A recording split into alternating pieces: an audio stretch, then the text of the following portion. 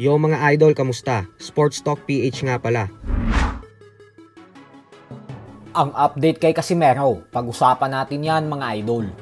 Ngunit bago ang lahat ay huwag kakalimutang mag-subscribe at i-click ang notification bell button for more sports talk.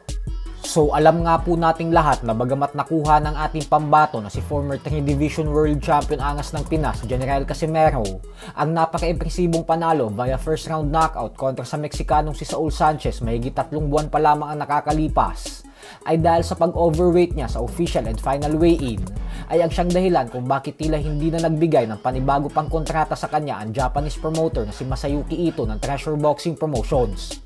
Bukod dyan ay dahil din sa pagkabigo niyang makuha ang tamang timbang, ay pinatawan din siya ng 1 taong suspension ng Japanese Boxing Commission, kung saan hindi siya pwedeng lumaban sa bansang Japan sa loob ng 1 taon. Subalit mukhang nakahanap na nga po ng solusyon dito ang angas ng Pinas.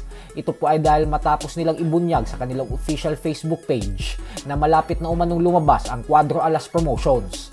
Madaming tagahanga po ni Casimero ang natuwa sa balitang ito dahil kung walang promoter na kumukuha kay Casimero ay ito daw ang solusyon dahil gagawin ni Casimero na promoter ang kanyang sarili. Bukod dyan ay gusto din kasi ni Cuadro Alas tumulong sa mga Pilipinong boksingero, kaya naman sa pamamagitan ng plano niyang itayo na boxing promotions ay paniguradong makakatulong din talaga siya sa mga papausbong na boksingero. Pero ganun pa man ay may mga kritiko din po na nagsabi na hindi daw madali ang magtayo ng boxing promotion sa bansa na tulad ng Pilipinas dahil madalas umano ay palabas lang ang pera at nagiging abonado pa. Nakakabawi lang daw ang mga promoter kapag ang boksingero nila ay lumalaban sa labas ng bansa. Subalit kung sa Pilipinas lang daw lagi lalaban, ay wag na daw umasa pa na may kikitain na pera ang mga promoters.